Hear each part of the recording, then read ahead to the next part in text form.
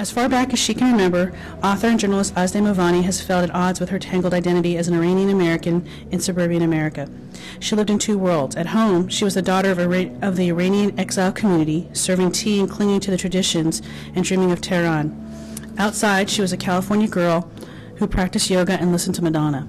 For years, she ignored the tense standoff between her two cultures. But college magnified the clash between Iran and America, and after graduating, she moved to Iran as a journalist. Movani, who grew up in San Jose, writes about Arab and Iranian culture, youth culture, Islam, Iran's reform struggle, and Middle East politics, with a special emphasis on demographics and young people's attitude towards the West. She studied politics at the University of California at Santa Cruz and won a Fulbright scholarship to Egypt and studied Arab at the American University in Cairo. Movani began her career in 2000 when she joined Time magazine as the Tehran and then as a New York-based reporter, covering society and politics and political stories across the Middle East. In 2003, Movani became a correspondent for the Los Angeles Times, where she reported on the Iraq War, political Shiism, and Iranian's pro-democracy student movement. After becoming frustrated that her articles for American media could not capture how Iranians were experiencing the transformations in their society, Movani decided to create something that would spill outside the frames of news, something that would effectively relay the rich panorama of Iranian life, its edgy, underground, and stormy shifting moods. Movani explored the psychologies of young people in Iran and wrote Lipstick Jihad, an intimate exploration of Iran's dynamic and overwhelmingly young population. She wanted to accurately reflect the kitsch, the hedonism, the despair, and that underpinned the rebellion against the Islamic system. Currently, Movani lives in Tehran and is co-writing the memoir of Shireen Ebadi, the 2003 Iranian Nobel laureate. After which she's going to return to Time. Oh, she has, I'm sorry. She's now returned to Time magazine and is covering Islamic affairs. So without further ado, please allow me to introduce Azadeh Movani.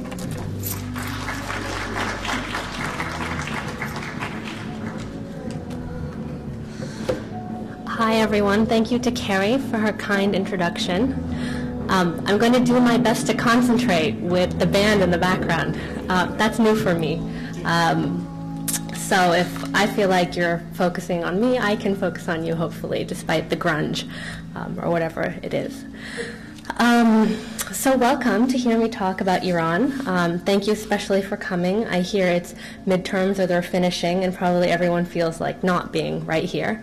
So thank you for coming, and also thank you to the Pasadena City College and to Carrie and everyone who worked hard to bring me here. We were going to have me talk about the Middle East, but with the news the way that it has been the last few weeks, and with Iran really coming front and center in what is going on in Washington and what the media is covering, I thought I would focus on Iran especially, because I think it's becoming more and more important that as the debate grows in this country about what should be done about Iran and its nuclear program, that society and especially how the population feel about what's going on both inside and with the West, I think it's more and more important to understand that. The conversation about Iran in this country has definitely changed a lot in the last 2 or 3 years. As a reporter who's been covering Iran since 2000, I remember under the Clinton administration, which was much more receptive to overtures to Iran, and probably all of you remember reading in the newspapers back then, the talk was about Iran and its overwhelmingly young population, the pro-democracy student movement, and all the change that was underfoot, the possibility of Iran being a model for Islamic democracy. And in the last year or two, especially with the election of this new hardline president, the conversation has really shifted. Partly that's because I think the debate in this country about political Islam in general is shifting, and also because it seems that the ambitions of those who've done Baghdad have now turned to Tehran. So a question that I wanted to bring up, and I think it's a troubling one, but I think after the experience we had with the Iraq War, an important one is, who speaks for Iran and who really represents Iran. Is it exiles in this country who have very different memories, many of whom haven't gone back in many years?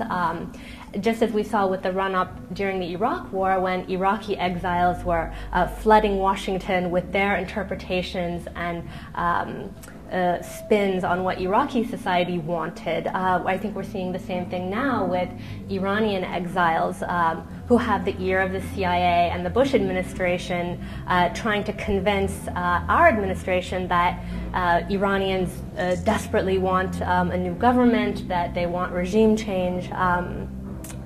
Obviously, in the legal sense, the Iranian government speaks for Iranians, but as you've probably concluded by now, and that I can tell you, Iranians feel very alienated from their regime. And so whether it's self-appointed community leaders in this country, whether it's the Iranian government that is unpopular, I think that there's a gap that we have to recognize in representation, because the aspirations and attitudes of ordinary Iranians are not really easy to channel back to this country, just because of the absence of a popularly elected government, of a free, independent Iranian media inside the country. So I don't really have an answer to that, but I just wanted to raise that, because I think that the question of representation, when it comes to especially democracy in the Middle East and exporting it, becomes a very important one. So I'm here because I lived in Iran for 3 years as a reporter, and I've moved back there now. And I wrote a book about youth culture. And today I wanted to talk about youth culture again, but sort of shift the kaleidoscope a little bit and talk about youth culture in the context of what is going on today, which is a nuclear standoff with the West over Iran's nuclear program, and also the election of a hardline president, which in the West is being interpreted in many different ways, but mostly as a shift in Iranian society back towards Islamic conservatism. And in the Western media, it really seems like any sort of hopes for positive transformation in Iran are distant ones. So I'm going to start talking just a little bit about the youth landscape and what that means, and then shift a little bit into putting that in the political context of today.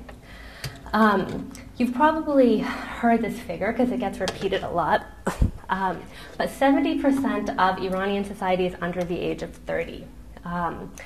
The majority of university students are women. It's something like 55%. The numbers change. But that's just to give you a picture of what this very large population, I think it's something like 70 million now, is what it's constituted of, which is young people, most of whom were born right before or after the Islamic Revolution, who don't have memories of any different sort of Iran. A young population that really started to change the country from within in the late 90s. In 1997, a moderate was elected president of Iran, President Khatami. And in that time, which was a watershed moment really for Iranian politics, because after so many years of closed debate, of a really repressive political atmosphere, questions started to pop up and independent media flourished, and all of these questions about what should the role of religion be in society, in government, what kind of democracy we want, can human rights and Islam be compatible, what should young people be able to do? All of these questions became hotly debated in films, in the newspaper, in the street, and suddenly Iran had a very vibrant political culture.